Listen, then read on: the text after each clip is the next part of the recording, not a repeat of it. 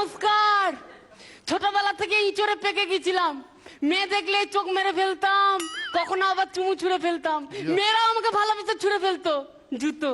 সেই জুতো কালেকশন করে তো আজ আমার ব্যবসা। নমস্কার, আজ আমি জুতোর দোকানদার।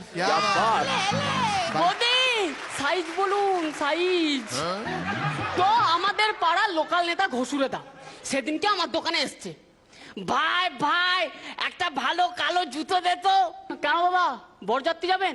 আরে না রে, পাশের পাড়াতে মূল্য বৃদ্ধি আর কর্মসংস্থান নিয়ে বক্তৃতা আছে। দাদা, বর্তমান যা অবস্থা, খালি পায়ে চলে যান, আমি লিখে দিচ্ছি, ফেরত আসার সময় অনেকগুলো পাবেন। বৌদি, সাইজ বলুন, সাইজ। তবে আজ মিরাক্কেল যারা টিভির ওপারে বসে দেখছেন, তাদের মধ্যে যারা জুতোর দোকানদার, বুকে হাত দিয়ে বলুন আমি ঠিক বলছি না ভুল। মেয়েরা জুতো কিনে কিভাবে? প্রথমে এলো, দাদা দাদা আমাকে 500 টাকা দামি ভালো একটা জুতো দিন। দেখালাম, আধ ঘন্টা নাড়াচাড়া করার পর মানে আমার পছন্দ হচ্ছে না, আমি চাইছি আরেকটু বেশি রেঞ্জের মধ্যে। পটলা ম্যাডামকে 1000 টাকা দামি জুতো দে। 1000 টাকা দামি জুতোটা নাড়াচাড়া করার পর মানে আমি চাইছিলাম আরেকটু রেঞ্জের, মানে পেছনটা একটু কাটা কাটা হবে, হিল তোলা হবে, ফিতে দেওয়া হবে, মানে ওই রকম। পটলা ম্যাডামকে 1500 টাকা দামি জুতো দে। আধ ঘন্টা নাড়াচাড়া করার পর আমার ঠিক পছন্দ হচ্ছে না, এক কাজ করো, তোমার কাছে কোনো 60 টাকা দামি হায়ার চপ্পল চটি নেই? পটলা ম্যাডামকে হায়ার চপ্পল চটি দে।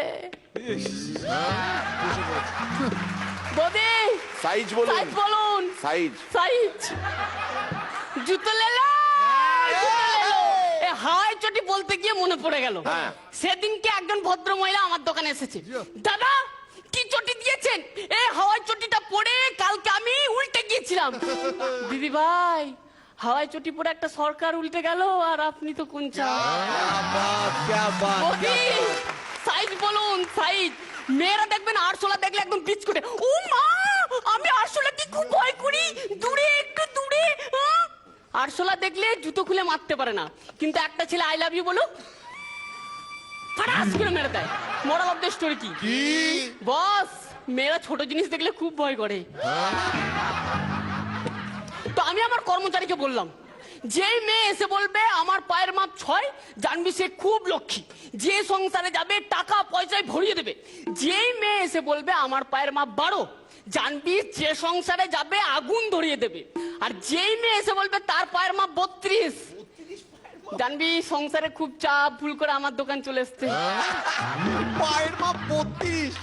তো সেদিন একজন ভদ্রমহিলা আমার দোকানে এসছে, দাদা দাদা আমাকে জুতো দিন, আমাকে জুতো দিন, আমি জুতোটা হারিয়ে ফেলেছি। বাবু, কিছুদিন আগে তো স্বামীটা হারিয়ে গেল, এমনি করে তো খোঁজেননি? আরে বাবা, এটা তো আমি ব্যবহার করতাম।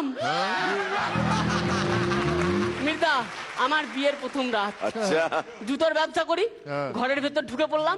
ঢুকেই প্রথমে জুতোর ব্যবসা করি, প্রথমে পা থেকে কাপড়টা তুলে পড়লাম। ও মা, কি সুন্দর আঙ্গুল, কি সুন্দর গোড়ালি, ঘুমিয়ে পড়লাম। তারপরের দিন আবার, ও মা, কি সুন্দর আঙ্গুল, কি সুন্দর গোড়ালি, ঘুমিয়ে পড়লাম। এইরকম 7 দিন যাওয়ার পর আমি আমার বউকে জিজ্ঞেস করলাম, বলো সোনা, আমার কাছ থেকে তুমি আর কি চাও? বিছানা থেকে বউ বলে উঠলো, সোনা, এই জুতো ব্যবসার সঙ্গে সঙ্গে মাঝে মাঝে টপ সালোয়ার কামিজও বিক্রি করো। সাইজ বলুন, সাইজ। বাহ,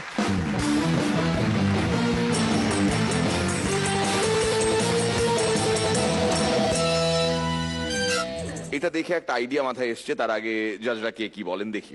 খুব এনার্জেটিক, এনার্জিটা ক্রমশ বাড়লো। অসাধারণ টাইমিং তোমার, মানে আমার কি বলবো বলো তো, কিছু বলারই নেই, তুমি এত ভালো করেছো। খুব ভালো পারফরমেন্স ভাই, তুমি গুরু ভালো।